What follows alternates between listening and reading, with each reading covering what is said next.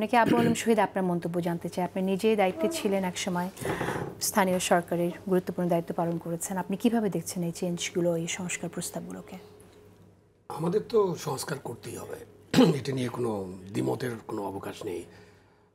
ওনারা যে কাজটা করেছেন এই জন্য অনেক ধন্যবাদ এবং খুবই প্রশংসা করতে হয় যে ওনারা একটা বড় কাজ করে দিয়েছেন। এবং পাশাপাশি যে তৃতীয় খণ্ডে আইনগুলো পর্যন্ত খসড়া করে দিয়েছেন, খসড়া বলি এটাকে, তাই না? আইনগুলো খসড়া করে দিয়েছেন, যেটা ধরেন যে একটা কমিশন রিপোর্ট করার পরে আইন প্রণয়ন হবে কি না এটা নিয়ে সিদ্ধান্ত নিতে নিতেই বছর পার হয়ে যায় এবং তারপরে এটা পার্লামেন্টে যে আইন করতে করতে এটা ওই 5 বছর চলে যাবে বা 4 বছর চলে যাবে। সেক্ষেত্রে ওনারা অনেক বড় একটা কাজ করেছেন, আইনগুলোর খসড়া করে দিয়েছেন এবং যে বিষয়গুলো এনেছেন সব বিষয় তো আমরা একবারে এই সংস্কারের মধ্যে আনতে পারবো না, বাট আমরা ধীরে ধীরে ওই সংস্কারটা আমাদের করতে হবে। আমি যেটা মনে করি একজন নাগরিক হিসেবে যে আমাদের লোকাল গভর্নমেন্ট সিস্টেমটা খুবই গুরুত্বপূর্ণ এবং এই লোকাল গভর্নমেন্ট সিস্টেমকে যদি আমরা শক্তিশালী করি এবং যেটার কমিটমেন্ট আমাদের সংবিধানে আছে এবং আলাদা চ্যাপ্টারই আছে লোকাল গভর্নমেন্ট নিয়ে, এবং পরবর্তীতে যারা সরকার করেন, সরকার গঠন করেছেন, সরকারে ছিলেন, সেটা সামরিক সরকার হলো ওই যে আপনার উপজেলা সিস্টেম, ওটা কিন্তু একটা সামরিক সরকারের সময়। তো লোকাল গভর্নমেন্টকে তারা শক্তিশালী করার জন্য বারবার বলেছেন।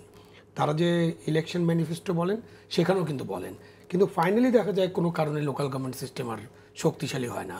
সেখানে অন্য একটা সিস্টেম এসে উপর থেকে, কেন্দ্র থেকে শাসন করা বা কেন্দ্রের কাছে সব কিছু রাখা, মানে এখানে কেন্দ্র বলতে আমরা রাজধানী ঢাকাতে সব কিছু রাখা, মিনিস্ট্রিতে সব কিছু রাখা, মন্ত্রীর কাছে রাখা বা সব অর্গানাইজেশনের এমপিকে উপদেষ্টা বানিয়ে দেওয়া, সেটা উপজেলা পরিষদে হয়েছিল। তো এই সব মিলে লোকাল গভর্নমেন্টের সংস্কার একটা খুবই গুরুত্বপূর্ণ, এটা ভালোভাবে আমাদেরকে পর্যালোচনা করতে হবে। এবং যেগুলো দু একটি বিষয় যেটা সামনে এসেছে তার মধ্যে একটি হচ্ছে যে এক শিডিউলের সবগুলো নির্বাচন, যাতে করে নির্বাচনের ব্যয় অনেক কমে যাবে। এতদিন কোনো সরকার এই উদ্যোগটা কেন নেয়নি বা চিন্তা করেনি? এই উদ্যোগটা নেয়নি, এগুলোর প্র্যাকটিক্যাল রিজন ছিল। এখন একটা সুযোগ পাওয়া গেছে, কারণ তোফাইল সাহেব যেটা বললেন যে সারা বছর ধরে নির্বাচন হয়, তো সারা বছর ধরে নির্বাচন হলে তো আপনি একটা ইউনিয়ন পরিষদ ধরেন 100টা হলো, এবার নেক্সট ইয়ারে আবার ম্যাচিউর করে, এই জন্য নির্বাচনগুলো ওই যে সারা বছর ধরে করতে হয়। তো এখন একটা সুযোগ পাওয়া গেছে যে আমরা সব কিছু বাতিল করে দিয়েছি। বাতিল করে দিলে আপনি নতুনভাবে গড়তে পারবেন, যেটা আগে বাতিল ছিল না।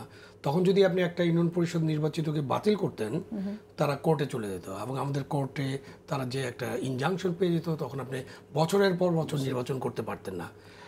এই যে এক শিডিউলের নির্বাচন, একই দিনে নির্বাচন, এটা করার কিন্তু অন্য একটা বড় শর্ত আছে, সেটা হলো এটাকে পার্লামেন্টারি ডেমোক্রেসিতে আনতে হবে। যেমন আমি একটা উদাহরণ দিলে খুব সহজ হয়ে যাবে, যে এখন ইউনিয়ন পরিষদের নির্বাচনের কথা যদি আমি চিন্তা করি, আমি ভোটার হিসাবে 3টা ভোট আমাকে দিতে হয়। একটা আমার সদস্যের জন্য, একটা সংরক্ষিত নারী আসনের জন্য, আর একটা চেয়ারম্যানের জন্য। তা আমি 3 জনকে ভোট দিচ্ছি।